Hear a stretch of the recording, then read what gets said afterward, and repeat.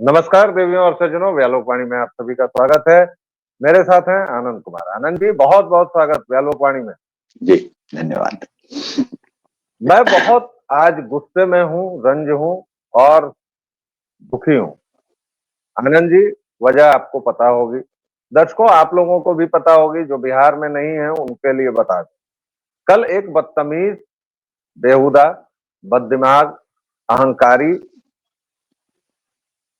और खानदानी चोर बिहार आया था और उसने बिहार आकर हम बिहारियों के लिए सबसे पावन जो हमारा पर्व है छठ, उसके ऊपर भद्दे वाक्य बोले, छठ को ड्रामा बताया।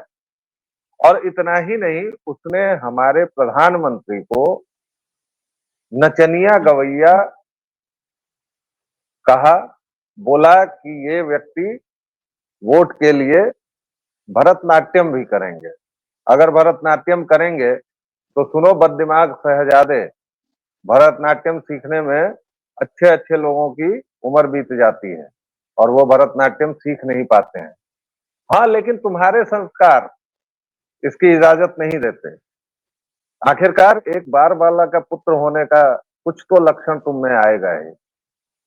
और इसीलिए एंडी ब्रो, आज से उस बदतमीज व्यक्ति को जो भी विशेषाधिकार इस देश के सांसद होने के नाते हैं, मैं इस देश का नागरिक होने के नाते उसके सारे विशेषाधिकार निरस्त करता हूं और मैं आज से उसको कोई सम्मानजनक संबोधन नहीं दूंगा। केवल इस बिना पर वह सम्मान पाता रहा है कि वह इस देश का सांसद है, इस देश की संसद में बैठता है और इसलिए उसको जो भी मन है वो कहने का अधिकार है। मैं बात कर रहा हूं विषधर राहुल की। कल वह आया था तेजस्वी के साथ, उसने एक सभा की नौवीं फेल के साथ और उसने वहां कहा कि छठ का ड्रामा कहने को कहिए तो प्रधानमंत्री करेंगे। और कैसी कैसी मूर्खतापूर्ण बातें कि बिस्लेरी से एक अलग यमुना बना दी। ये लोग तो पता नहीं, गंगा जी का घाट देखेंगे पटना वाला, इस बार छठ वाला तो कहेंगे कि अलग अलग 45 गंगाएं बना दी हैं। क्यों आनंद जी? इस महाधूर्त को ये पता तो होगा ही, लेकिन ये उसे बता नहीं रहा है। इस महाधूर्त को ये इतना तो पता होगा ही कि भाई बड़ी नदियों में वो ढूहे निकल आते हैं, द्वीप बनाते हैं।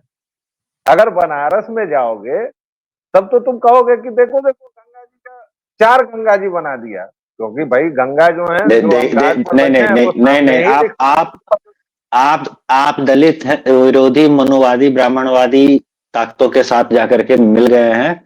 इसीलिए ये जो अलग अलग यमुना और अलग अलग गंगा बना करके अलग अलग जातियों का ये बंटवारा किया गया है ना, उस पर पर्दा डालने की कोशिश कर रहे हैं आप। जरूर यही किया गया होगा।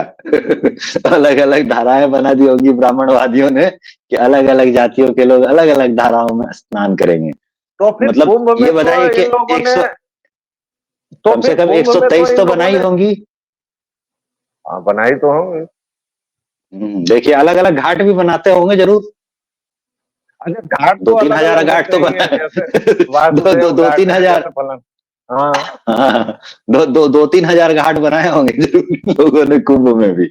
असली देखिए, अच्छा आप तो अंदर की बात समझ नहीं पा रहे हैं। ये अंदर अंदर की बात है। आप मतलब पूछिएगा ना, वहां पे मौजूद लोगों से पूछिएगा तब पता चलेगा। ठीक से पड़ताल नहीं की। मतलब आपको तो पता ही है कि गोदी मीडिया है, बिकी हुई मीडिया है, तो उसने पड़ताल नहीं की। अगर वो वहां जा करके घाट पे लोगों से पूछते कौन जात हो, कौन जात हो, कौन जात हो। एक पत्रकार तो है ऐसे जो लाल वाली माइक लेकर के पूछ रहे होते थे ना, कौन जात हो, कौन जात हो। तो घाट पे जाकर के अगर पूछते, ढंग से रिपोर्टिंग की होती, गोदी मीडिया की तरह बिके हुए जैसा बर्ताव नहीं किया होता, तब पता चलता सारी जातियों अच्छा के तो साथ। महाकुंभ में फिर मतलब वो जितने घाट थे वहां तो 150-200 संगम इन्होंने बनाए होंगे। अब क्या क्या होगा उसका। दर्शकों आप सोचिए, मोदी वाले मामले में आप यहाँ वाले मामले में तो लोगों ने देख लिया ना कि कैसे बिस्लरी से छाने हुए पानी से एक अलग जगह बनाई गई थी और इधर दूसरी जो है वो अलग जगह थी। मतलब देखिए, आप पागल और सिर पीटने का मतलब जितने तरीके हो सकते हैं उतने तरीके आप सोच नहीं सकते पागलपन के, जितने तरीके ये करता हुआ आपको दिख जाएगा। मतलब जिस आदमी ने नदी नहीं, से यही नहीं है, यही नहीं है। मैं आपको बताऊं पूरी घटना, एक बार दर्शकों के लिए मैं बता देता हूं आनंद जी, ताकि दर्शक सोच सकें कि मोदी विरोध में ये हरामखोर कितने बड़े देश विरोधी बन गए हैं और ये कैसी कैसी बकैती करते हैं। एक सौरभ भारद्वाज है, आपका शायद एमएलए है, आम आदमी पार्टी का, आम अमरूद पार्टी का। वो तो कमाल का व्यक्ति है। 11 साल तक उसके मालिक केजरीवाल ने झाग का पहाड़ बना के रखा। अब वही यमुना जी छठ करने लायक हुई हैं। बहुत दुख के साथ कहना पड़ रहा है, लेकिन भाई छठ करने लायक हुई हैं। अब तुम उसका पानी निकाल के कह रहे हो कि ये अशुद्ध है, ये फलाना है। अरे ये पीने लायक उसे नहीं मत। है। अब कोई सिर पीट ले, इस बात को सुन ले, अगर कोई ना माथा पीट ले कोई, पीने लायक नहीं यार। नदी का पानी उठा करके तुम पियोगे यार? तुम्हें नॉर्मल जो जो मुंह से चापाकल का मुंह है ना, से जिस पी रहे होते हैं, वो पानी अगर पिला दिया जाए ना तो उससे इनका पेट खराब हो जाए, डिसेंट्री होनी शुरू हो जाएगी इनको। मुंह भाई से कुछ भी जो हग हग होता देना है, है। इम्यून सिस्टम जो होता है उसको कितना पचाने की आदत है, कितना पचाने की प्रैक्टिस है, उस पर डिपेंड करता है। बिस्लरी से हाथ धोने वाले लोग जो होते हैं उनको चापाकल का, कुएं का पानी जो होता है वो हजम नहीं होगा। नहीं करनी चाहिए ऐसी हरकत। उसमें आप सीधे नदी का पानी उठा के पी लेंगे, इस पागलपन का तो कोई जवाब ही नहीं है। मैं उस सब पर नहीं जा रहा हूं। मैं एक बार उसके पूरी उसकी जो धूर्तता है उसकी तरफ आप लोगों को ले चला हूं। दर्शकों, ये छठ के 2 दिनों पहले की बात शुरू हुई। वासुदेव घाट है दिल्ली में, उसी के बगल में। आप सभी जानते हैं कि नदियां जब यौवन पर आती हैं तो वो फिर अपने साथ बहुत सारा गाद लाती हैं, वो छोड़ देती हैं। आप पटना में आइए, प्रयागराज जाइए, कहीं भी जाइए, आप देखेंगे कि गंगा के बीच बीच में धुएं बने हुए हैं, द्वीप बने हुए हैं, टीले हैं। तो क्या टीले के इस पार जो पानी बह रहा है वो गंगा है और उस पार जो बह रहा है वो दूसरी गंगा है? या उसी को स्वच्छ करके अगर कोई व्यक्ति उसमें नहा रहा है तो कहा जाएगा कि बिस्लेरी का पानी डाल दिया? और कैसी मूर्खता, मतलब कैसा। और इसको तथाकथित नेशनल मीडिया दिखा रहा है। वो हरामखोर हाथ में पानी की बोतल लेके है और कह रहा है ये पेयजल नहीं है। पेयजल नहीं है भाई, कैसे होगा? तुम्हारे कुकर्मों के चलते यमुना तो खड़ी होने लायक नहीं थी, झाग के पहाड़ होते थे। अब तुम कह रहे हो कि सारा झाग अदानी को बेच दिया मोदी जीवा ने, उस झाग से वो साबुन की फैक्ट्री लगा लेगा। क्या मतलब, कुछ भी बोल देना है, मुंह से कुछ भी हक देना है। और भाई साहब, वो पाइप जो इसने दिखाई सौरभ भारद्वाज ने, जिसमें वजीराबाद से पानी आता है, ऑब्वियसली नहर है, नहर का सिस्टम है। दिल्ली में 2.5 करोड़ आबादी है, उसके लिए 25 तरह की व्यवस्थाएं की गई हैं। और कह रहा है कि वो वाला गंगाजल जो साफ गंगाजल आता है जी, उसको वहां डाल दिया गया। फिर एक और हर्राफा आती है, वो वहां जो लोग काम कर रहे हैं उसके बाद पहुंच जाती है पजामा शेरवानी। और उसका नाम आरफा नहीं है, वो हर्राफा है। हर्राफा का मतलब देख लीजिएगा गूगल में। वो उस व्यक्ति को तंग करती है और वो व्यक्ति कहता है कि मोदी जी ने या दिल्ली सरकार ने जो काम किया है बहुत अच्छा काम किया है। भाई, मैं तो इस बार दिल्ली में गया था तो मैंने उस कूड़े के महान पहाड़ को हिलते हुए देखा, जो गाजीपुर बॉर्डर पर छान बना हुआ है पिछले 12-13 वर्षों से। और मुझे उम्मीद है कि इस साल में के अंत तक कहीं वो पहाड़ भी गायब ना हो जाए। तो क्या कहेगा ये लोग? एंडी ब्रो, सोच के देखिए तब क्या कहेगा आम अमरूद पार्टी वाला। ये तो सरकार कह चुकी है कि 300 करोड़ या कि 347 था या 147 था, ठीक ठीक याद नहीं है। करीब करीब इतने करोड़ रुपए वो कमा चुकी है कूड़ा बेच करके। तो नहीं, ये तो आपकी सरकार आम अमरूद पार्टी वाले क्या कहेंगे कि कूड़ा को क्या किया है? मतलब कहेंगे कि घर में लगा लिया, देह में मल लिया, क्या किया कूड़ा को? बेच के खा गए, कूड़ा तक बेच के खा गए। अच्छा, अदानी को बेच दिया। हाँ, कूड़ा तक बेच के खा गए, ऐसे कहा जाएगा इसको। तो अब इसमें यहां समझिए, देखिए ये कांग्रेस की जो परंपरा है ना, वो ऐसे ही पागलपन की परंपरा रही है। तो ये एक जो कभी आप लोगों ने देखा होगा, हो सकता है दर्शकों को याद भी हो वो दृश्य, एक दृश्य होता था जिसमें शूल फिल्म का मेरे ख्याल से दृश्य था, उसमें बच्चू यादव नाम का एक नेता बना हुआ था, और बच्चू यादव जो है वो अचानक सदन में अपने मतलब वहां जो विधानसभा या सदन जो भी दिखाया गया था उसमें उठ करके चिल्लाने लगता है एक बांध के विरोध में, उठ करके हाथ हिलाने लगता है, नहीं ये बांध नहीं बनेगा। क्यों नहीं बनेगा? तो भैया पानी से बिजली नहीं निकाली जाएगी, पानी से अगर बिजली निकाल लोगे तो हमारे किसान क्या करेंगे? तो ये जो पानी से बिजली निकाल लोगे तो हमारे किसान क्या करेंगे, ये जो है ऐसा नहीं है कि भाई ये फिल्मी कोई डायलॉग था या अतिशयोक्ति अलंकार था, कोई अतिशयोक्ति अलंकार नहीं था। कर्नाटक में भी और हरियाणा में भी दोनों जगह जो है कांग्रेसी नेता जो है ये डायलॉग मार चुके हैं, कांग्रेस के बड़े बड़े नेता। बिहार पे दिखाया गया था लेकिन हरियाणा के और कर्नाटक के नेताओं ने किया है ये एग्जैक्टली यही डायलॉग कि पानी से बिजली निकाल लोगे तो हमारे किसान के लिए पानी में बिजली नहीं बचेगी, वो क्या करेगा, खेती कैसे करेगा? मतलब अपना ही जूता सर पे मार लिया जाए, सर दीवार पे पटक लिया जाए, क्या पागलपन किया जाए समझ में ना आए, ऐसी स्थिति हो जाए। ऐसे लोग कांग्रेस में भरे पड़े हैं। इसके लिए बिहारियों, इसके लिए बिहारियों, आप सभी से सीधे तौर पर मैं मुखातिब हूं और मैं आपसे कह रहा हूं कि अगर आप इस महाधूर्त विषधर राहुल या इसके नौकर तेजस्वी, इन दोनों की पार्टी को अगर वोट देते हैं तो आप समझिए कि छठ का अपमान करने में आप भी सहभागी हैं। छठ ड्रामा है, छठ नौटंकी है। इस बार बाला का पुत्र क्या समझ सकता है कि 4 दिनों तक कितनी निष्ठा, श्रद्धा और कितनी तपस्या हम लोग करते हैं? ये तपस्या का मतलब क्या जानेगा जो कहता है कि तपस्या में गर्मी लगती है? इसको एसी में रहना चाहिए। और ये व्यक्ति हमारे प्रधानमंत्री पर, निर्वाचित प्रधानमंत्री हैं, कोई इसके परमाना की तरह बिठा नहीं दिए गए हैं, चुने हुए नहीं हैं, वो लड़कर आए हैं, वोट से जीत कर आए हैं। भाई तुम्हारे परनाना की तरह, तुम्हारी दादी की तरह तानाशाही से नहीं आए हैं। क्या बात करते हो? और उस व्यक्ति को ये कह रहा है कि वो वोट के लिए नाचेंगे। क्या डेस्परेशन है, क्या ये व्याकुलता क्या है एंडी ब्रो, इतना डेस्परेशन?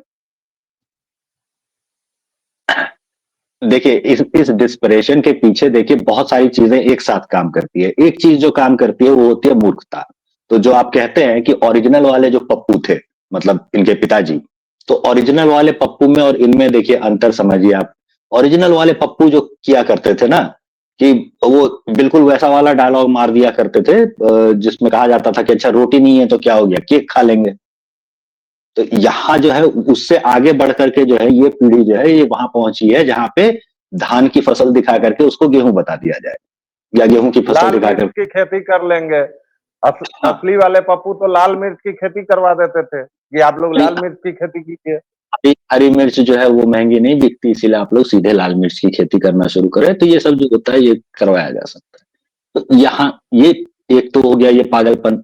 अच्छा दूसरे, अब ऐसा वाला मूर्ख जो है इसको आप स्टेज पे चढ़ा देंगे तो वो तो कोई ना कोई मूर्खतापूर्ण बात करेगा, सबसे पहली बात ये होती है। अच्छा दूसरा उसके साथ क्या है, करेला और नीम चढ़ा वाला मामला ये है कि करेला यानी मूर्ख जो था ये तो था ही, नीम चढ़ा ये हो गया कि सारे के सारे गुंडा एलिमेंट जितने आपराधिक एलिमेंट होते हैं जिस भी दौर में आप देखिएगा, उस दौर का सबसे बड़ा वाला जो आपराधिक एलिमेंट होता है वो इनके पास ही चिपका हुआ आपको दिखेगा। तो जितने अपराधी थे वो सबके सब वहीं पे मौजूद है। तो इसको वहां पे ये लगता है कि वो जो बिहार में एक मीम बनता है ना आजकल, कोई बोलता ही रहे, अक्सर वो चिपकाया जाता है तेज प्रताप यादव पे, लेकिन वो जो एटीट्यूड होता है ना, कोई बोलते ही रहे, मतलब कोई बोलेगा क्या, तो ये वाला जो एटीट्यूड होता है, ये एटीट्यूड भी घुसा हुआ है।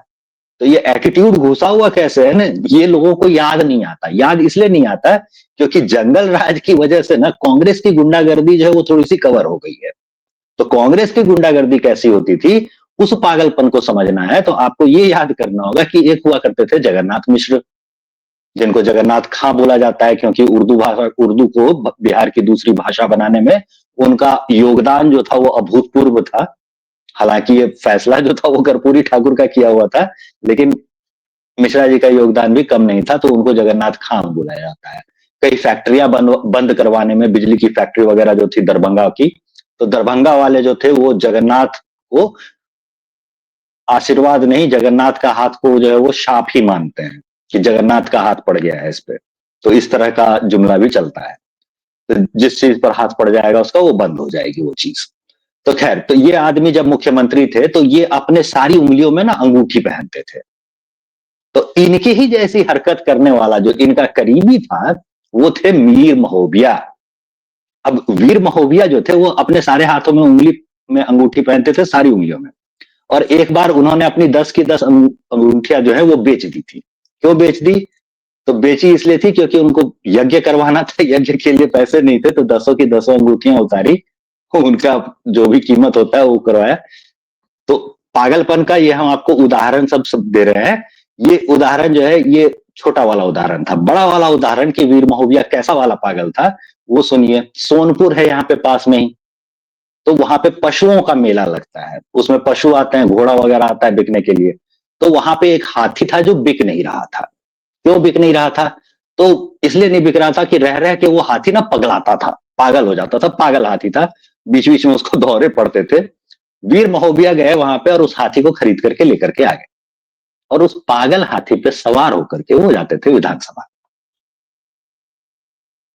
और ये वीर महोबिया के बारे में, उसके दरवाजे पे बंधे हुए उस पागल हाथी के बारे में फेमस है कि वो अपने शत्रुओं पर, अपने दुश्मनों पर वो पागल हाथी छोड़ दिया करता था, और उसी पागल हाथी पे बैठ करके वो विधानसभा जाता था, बिहार विधानसभा। जगन्नाथ मिश्र का करीबी था। तो वो जो अगर थोड़ा बहुत सर्च करेंगे, बिहार राजनीति का अपराधीकरण नाम की एक किताब है विकास झा की, अगर उसमें पढ़ेंगे तो वो एक जो कहानी सुनाई देती है ना, वीर महोबिया क्राम क्राम, जहां गए धड़ाम धड़ाम, वो वाली जो कहावत है, तो वो वाले जो वीर महोबिया थे, ये यही कांग्रेसी वाले जो जगन्नाथ मिश्र के करीबी वाले वीर महोबिया थे वो थे। तो ऐसे लोगों की करीबी जो है ना कांग्रेसियों से भी उतनी ही रही है। तो जिन लोगों की याददाश्त थोड़ी कम अच्छी हो, उन लोगों को याद कर लेना चाहिए कि एक तो कांग्रेस, तो ऊपर से साथ में जो है उनके वो राजद वाले। तो अब समझिए कि यहाँ पे करेला और नीम चढ़ा मूर्ख भी उतना ही है, और गुंडई की ताकत जो है वो उसके ऊपर आ गई है। तो अब वो जो पागलपन करेगा उसका कोई हिसाब किताब नहीं होता। बिहार के जितने आपराधिक छवि वाले थे करीब करीब सभी तो उनके साथ बैठे हुए हैं ना।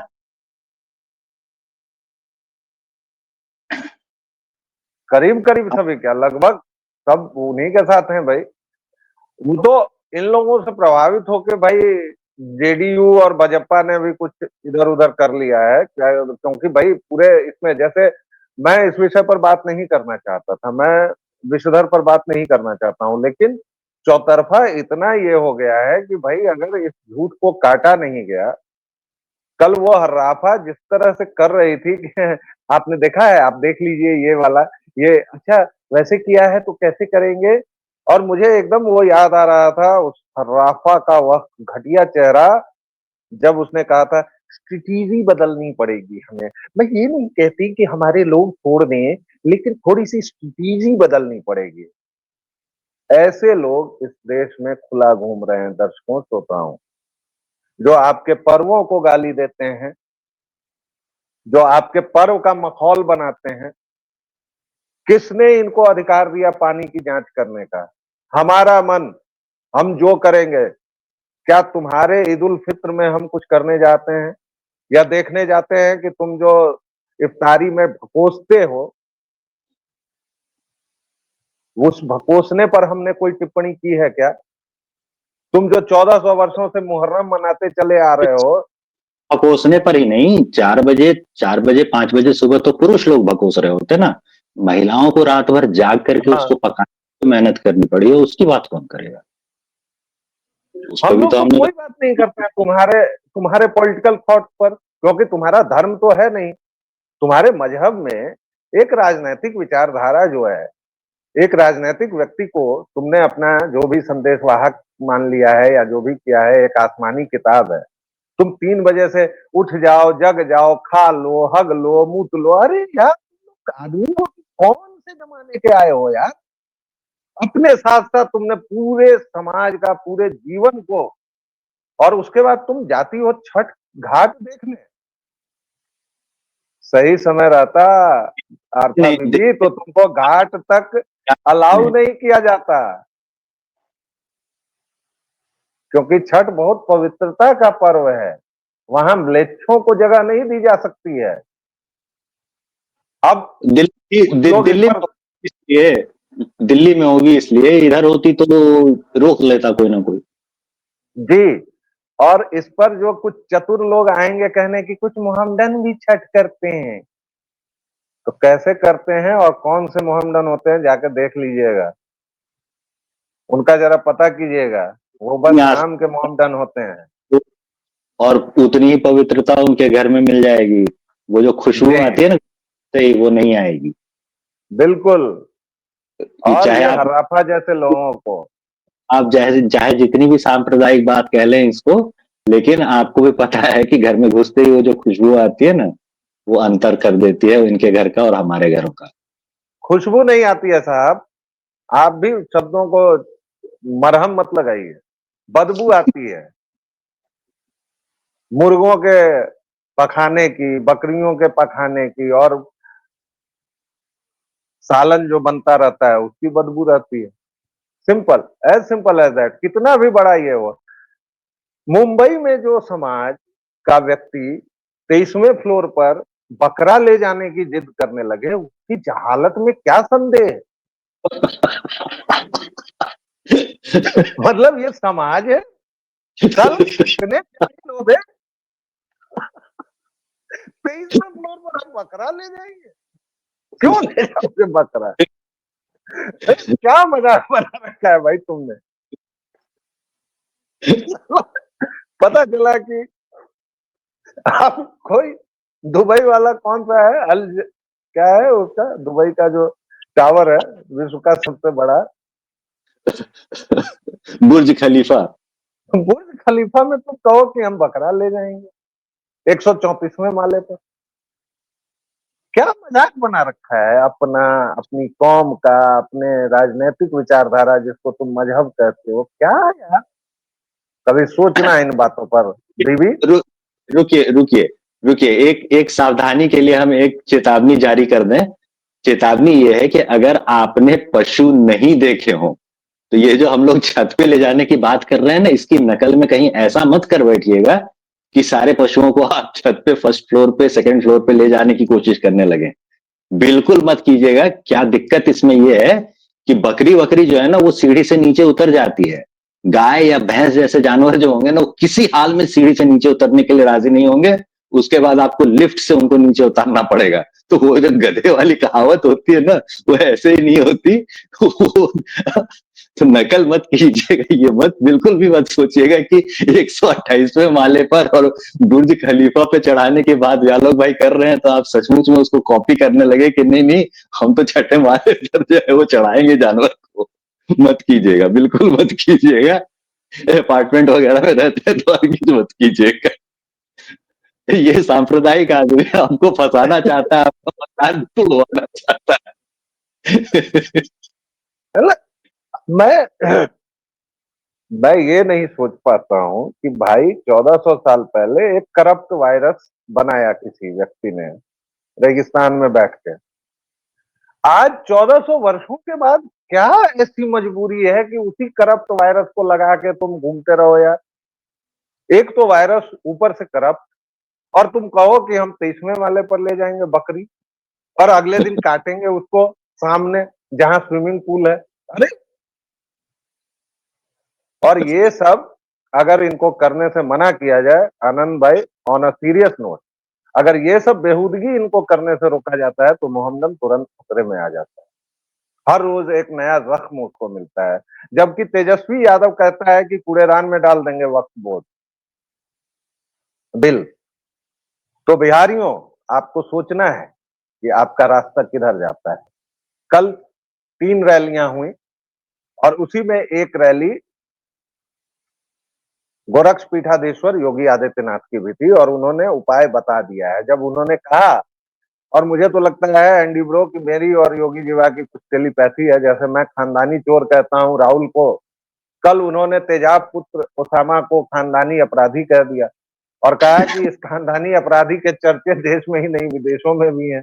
सोचिए, उसके बाद उन्होंने कहा कि नमवा देख लीजिए कैसा नाम रखा है, कैसा नाम रखा है, क्या सोचकर ये नाम रखा है, मतलब जहालत का तुरंत दूसरा नमूना है।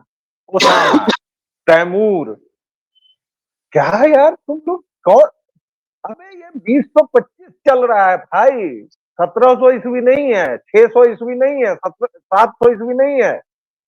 अब वो माले एक गनीमत वाला चाहोगे तो नहीं हो पाएगा। एक मिनट भी आलोक भाई, एक मिनट ठहर जाइए। आप तो ये एक दो नामों का जिक्र करके ये क्यों सोच रहे हैं कि मामला एक दो नामों का है?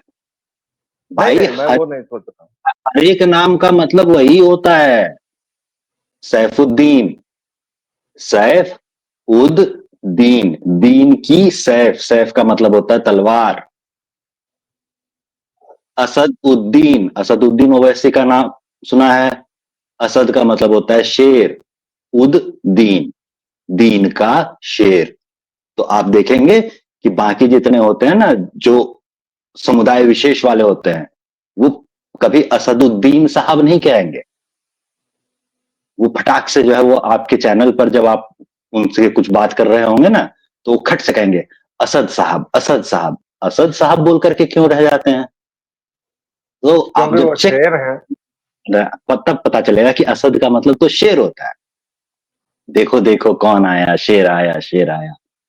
तो ये जो डायलॉग सब सुनते हैं आप, तो उसका असली अर्थ क्या है, पीछे छुपा अर्थ क्या है, एक बार देखने की कोशिश कीजिए। जैसे वो जो एक आरफा के बारे में जालोक भाई बता रहे हैं, पता नहीं कैसा अजीब विचित्र सा उच्चारण है, तो निकलता है, जबान से टेढ़ी हो जाएगी जबान।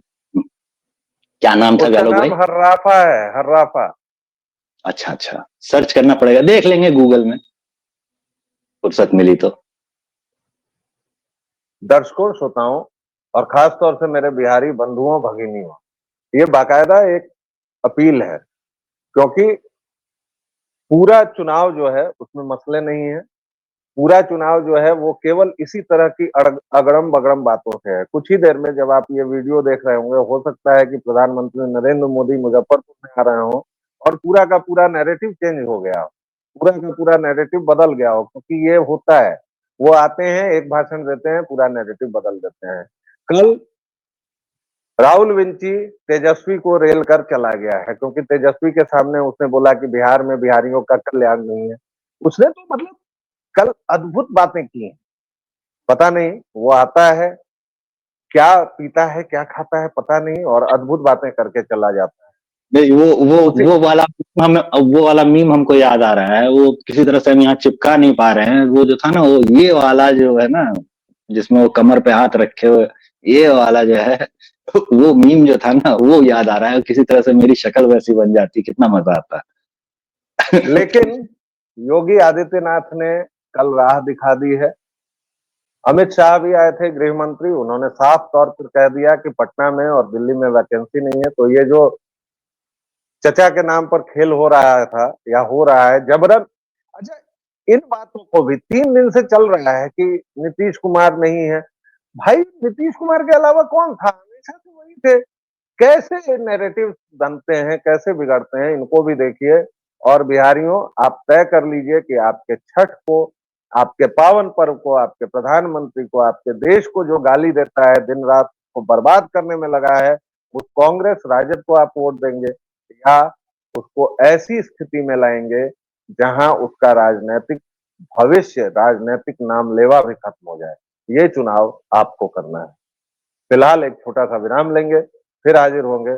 तब तक के लिए मुझे और एंडी ब्रो को दीजिए इजाजत। फिर मिलेंगे। जय जय सिया राम। जैसे और मैं भूल जाऊं उससे पहले, आप लोग जितना स्नेह और प्रेम दे रहे हैं, प्लीज उसे बनाए रखिए। थोड़ी गति आप लोगों ने पिछले दिनों कम कर दी है आजकल में। उस गति को बढ़ाइए, लाइक शेयर कीजिए। लाइक ज्यादा करेंगे तो हमारी बात और लोगों तक पहुंचती है। तो प्लीज लाइक शेयर और सब्सक्राइब करते रहिए, देखते रहिए, मस्त रहिए, स्वस्थ रहिए, व्यस्त रहिए। जय जय सिया राम।